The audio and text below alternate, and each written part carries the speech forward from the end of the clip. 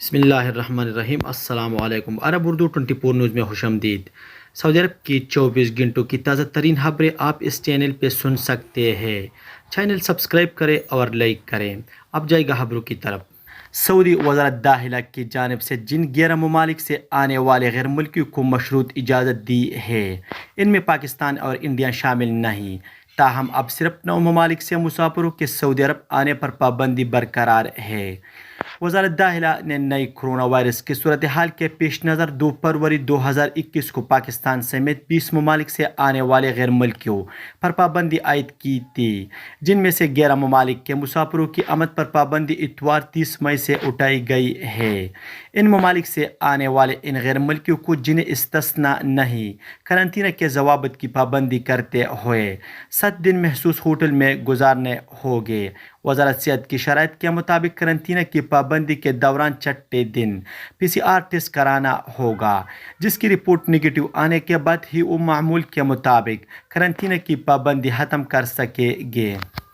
سعودی عرب کے قسیم ریجن میں پولیس نے کورونا 2020 کی خلاف ورزی کرتے ہوئے تقریب میں شرکت کرنے والے 70 افراد کو گرفتار کر کے ان کے خلاف مقدمہ دائر کر دیا۔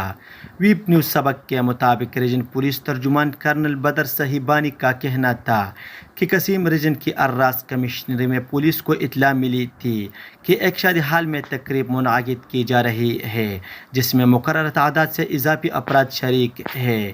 کرنل صہیبانی کے مطابق پولیس ٹیمیں تقریب گاہ پہنچے، جہاں مقررہ حد سے زیادہ افراد تقریب میں شریک تھے، جس کی وجہ سے کورونا ضوابط کے اہم اصول سماجی فاصلے پر کسی طرح عمل نہیں کیا جا رہا ہے۔ تقریب کے میزبان اور شرکا کو ہراس میں لے کر ان کے خلاف سماجی فاصلے کے اصول کی خلاف ورزی کا مقدمہ درج کر دیا گیا۔ واضح رہے کہ وزارت صحت کی جانب سے اجتماعی تقریبات کے لیے شرکا کی انتہائی حد 20 مقرر کی گئی ہے۔ اس سے زیادہ افراد کے جمع ہونے پر انفرادی جبکہ میزبان پر 3 گنا زیادہ جرمانہ عائد کیا جاتا ہے۔ شاہ سلمان مرکز کی جانب سے روہنگیا پناہ گزینوں کے لیے امداد۔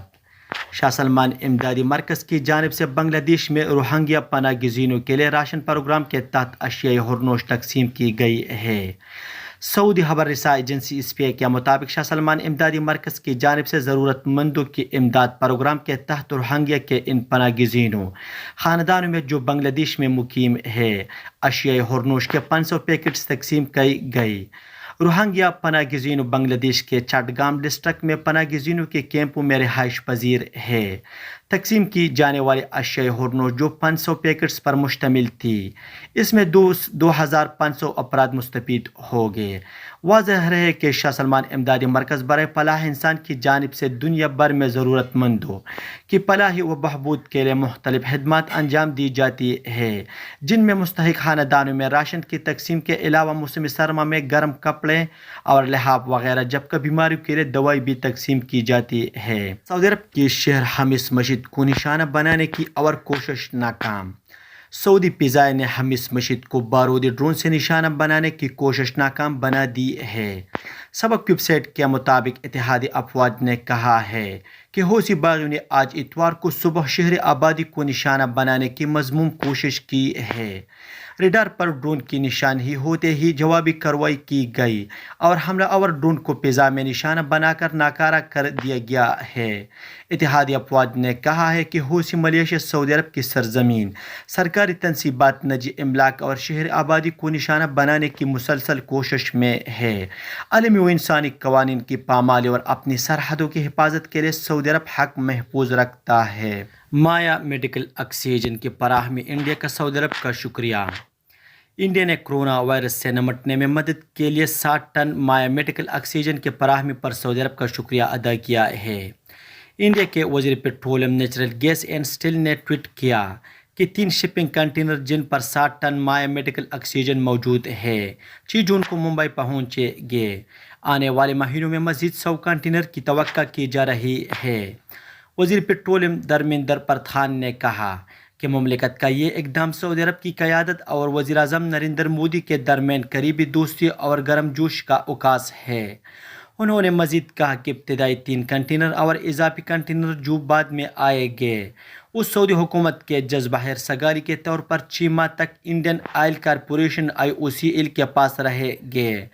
انہوں نے کہا کہ انڈین آئل کارپوریشن تجارتی شرائط پر میسر لینڈ دمام سے مائع میڈیکل آکسیجن ملک میں درآمد کرے گا۔ دھرمیندر پردھان نے کورونا وائرس کے خلاف انڈیا کی کوششوں کے لیے سعودی عرب کی سپورٹ کی ستائش کی اور کہا کہ یہ ہماری گہری دوستی اور تعلقات کا مظہر ہے۔ سعودی موسمیات کے قومی مرکز نے کہا ہے کہ اتوار کو مملکت کے متعدد علاقوں میں موسم ابر آلود رہے گا، جبکہ کہیں کہیں گرج چمک کے ساتھ بارش کا بھی قوی امکان ہے۔ ویب نیوز اخبار 24 نے موسمیات کے قومی مرکز کے حوالے سے مزید کہا ہے کہ جیزان کے پہاڑی سلسلہ اسیر، الباحہ، مکہ مکرمہ اور مدینہ منورہ کے علاوہ مملکت کے وسطی علاقے میں بھی موسم ابر آلود اور کہیں کہیں بارش کا امکان ہے۔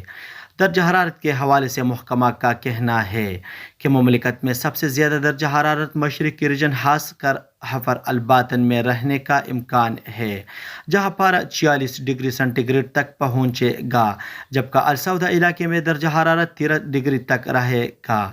موسمیات کی رپورٹ کے حوالے سے شہری دفاع کی جانب سے انتباہ کیا گیا ہے کہ جن علاقوں میں بارش کا امکان ہے وہاں سفر کرنے والے احتیاطی تقاضوں کو مد نظر رکھے اور نشیبی علاقوں میں قیام کرنے سے گریز کرے۔